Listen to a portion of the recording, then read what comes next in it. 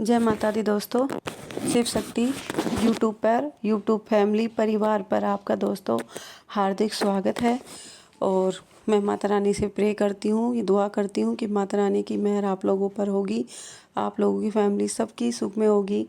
हर किसी पर माता रानी की कृपा हो, हर किसी पर माता रानी का हाथ हो उनके सर पर, और माता रानी हर किसी की सभी मनोकामनाएं पूरी करे।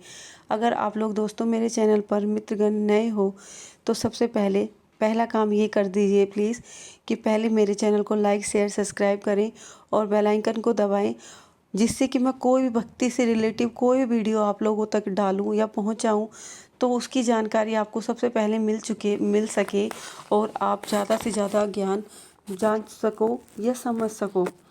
तो आज का हमारा टॉपिक है कि ये संकेत बताते हैं कि आपकी कुल देवी आपके घर में आ चुकी है या नहीं आपके घर में आ चुकी है। कुल देवी कौन होती है? आप लोग जानते हो कि कुल देवी होती कौन है? हम जब छोटे थे तो जो हमारे पापा थे वो क्या करते थे, सोमवार को चामुंडा मैया की पुआ होते थे हमारे घर में, पूड़, और मम्मी शाम के टाइम तेल का दिया जलाती थी और वो पुए 8 पुए करके पता नहीं 2 कुत्तों को डाले जाते थे। तो ये सब जो बच्चे होते थे तो ये बोलते थे कि ये कुल देवी का भोग है।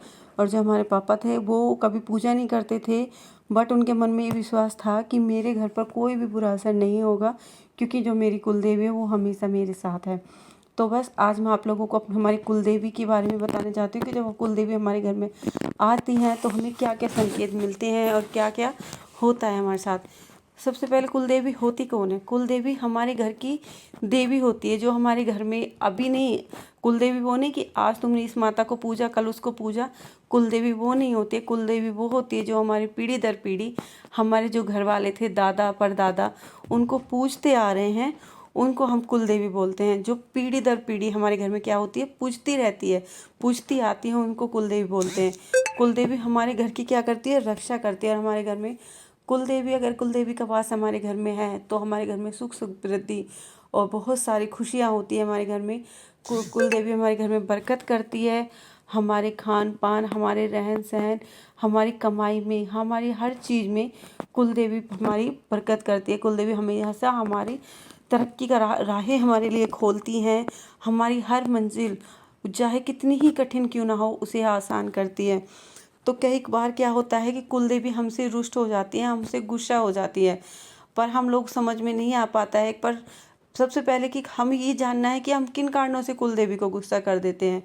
तो कुल देवी को गुस्सा करने के वैसे तो बहुत से कारण होते हैं, पर जो मुझे पता है जो होता है मैं आप लोगों को वो बता रही हूँ। सबसे पहले कुल देवी को याद ना करना। सिर्फ कुल देवी का नाम है कि वो हमारी कुल देवी है, फलानी हमारी कुल देवी है, पर कभी घर में उसकी पूजा ना करना। कभी आपके घर में कोई फंक्शन हो रहा है या कोई खुशी मनाई जा रही है आपके घर में, पर अपनी कुल देवी के नाम के ना तो आपको कभी 5 रुपए निकालना, ना उनके नाम का प्रसाद निकालना और कुछ नहीं करना। तो ये सब करते हैं तो कुल देवी क्या हो जाती है, हमसे रुष्ट हो जाती है। एक तरह से हम कुल देवी को सिर्फ नाम के लिए कुल देवी हमें याद होती है, वैसे हम कुल देवी को बिल्कुल भूल जाते हैं।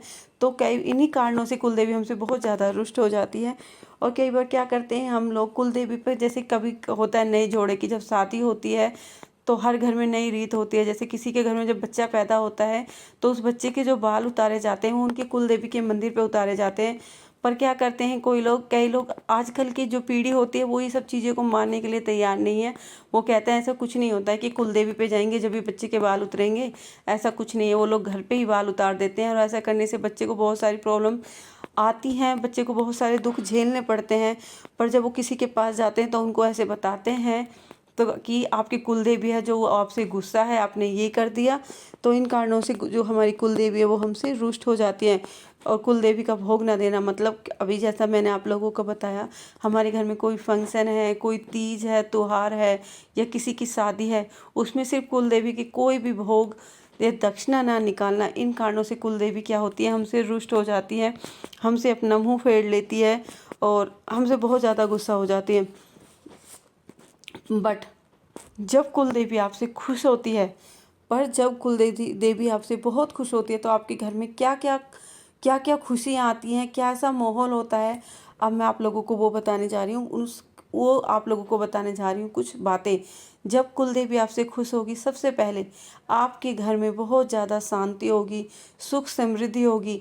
अगर आप लोग 1 रुपया इन्वेस्ट कर रहे हो तो आपकी 1 रुपये से 4 रुपये की कमाई होगी। आपकी जो आपका इनकम है उसमें बढ़ोतरी होगी। आपके हर काम में माता रानी की मेहर होगी, आपकी कुल देवी की, और हर काम आपके बारे से न्यारे होते चले जाएंगे जब कुल देवी का हाथ आपके सर पर रहेगा। और कुल इतना ही नहीं, आपके घर से एक अजीब सी, जिसे बोलते हैं ना, बहुत प्यारी सी खुशबू आना स्टार्ट हो जाती है। कोई बाहर से आपके घर में आया, उसे बहुत अच्छी खुशबू ऐसे लगती है जैसे कोई घर में कितनी अच्छी सुगंध आ रही है।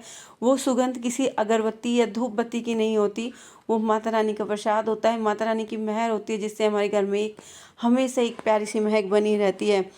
और माता रानी कई बार हमें माता रानी कई सवारियों पर हमें दिखाई देती है। जैसे रात को सपने में हमें घोड़े पर, क्योंकि माता रानी जो हमारी कुल देवियों की सवारी होती है, हर किसी की कुल देवी अलग होती है और उनकी सवारी जो होती है वो अलग अलग होती है। तो किसी की कुल देवी कभी हमें सपने में घोड़े पर, कि नाग पर, ऐसे कई कई चीज़ों पर हमें हमारी कुल देवी सपने में दिखाई देती है। तो हमें अनुमान लग जाता है कि हमारी जो कुल देवी है वो हमारे साथ हैं।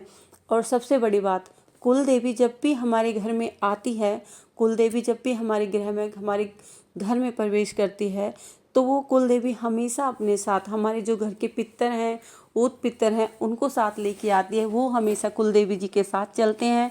और जब कुल देवी हमसे खुश होती है तो हमें सपनों में, हमारे ऊत पितर हैं वो हमें सपनों में दिखाई देने लगते हैं। और ये सब संकेत हमें ये बताते हैं कि कुल देवी हमसे बहुत ज़्यादा खुश हैं, वो उसका वास हमारे घर में है। तो मैं आप लोगों से उम्मीद करती हूँ कि आप लोगों की अगर जो भी कुल देवी है उनकी आप पूजा पाठ कीजिए, उनका नाम लीजिए।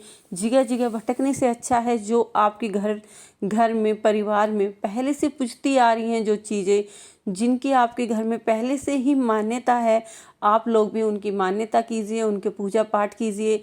ये नहीं कि आप लोग आज की पीढ़ी बनकर अपने कुल देवियों का अनादर करें। ऐसा करने से आपके घर में बहुत ज़्यादा बेकार स्थिति आ सकती है। तो बस दोस्तों, आज के लिए मेरा जो टॉपिक है, आज का टॉपिक मैं अपना यहीं ख़त्म करती हूँ। और मैं माता रानी से दुआ करती हूँ कि माता रानी की कृपा आपकी और आपके परिवार पर हमेशा बनी रहे, आपके घर में हमेशा माता का वास रहे। और लास्ट टाइम चलते हुए मैं सिर्फ आप लोगों से इतना कहना चाह रही हूँ, अगर आप लोग मेरे चैनल पर नए हो तो प्लीज़ मेरे चैनल को लाइक, शेयर, सब्सक्राइब कीजिए। और कमेंट करके, अगर आपको मेरे को कुल देवी से अकॉर्डिंग कोई भी जानकारी आपको जाननी है तो हमें कमेंट में लिखना। मैं कोशिश करूँगी जितनी मुझे जानकारी है मैं आप तक पहुँचा सकूँ और आपकी हर सवालों का मैं टाइम पर जवाब दे सकूँ। तो बस आज के लिए इतना ही। हम मिलते हैं अपने अगली वीडियो में। उस टाइम तक के लिए जय माता दी। आप लोगों का प्यार और खुशी हमेशा बनी रहे। जय माता दी।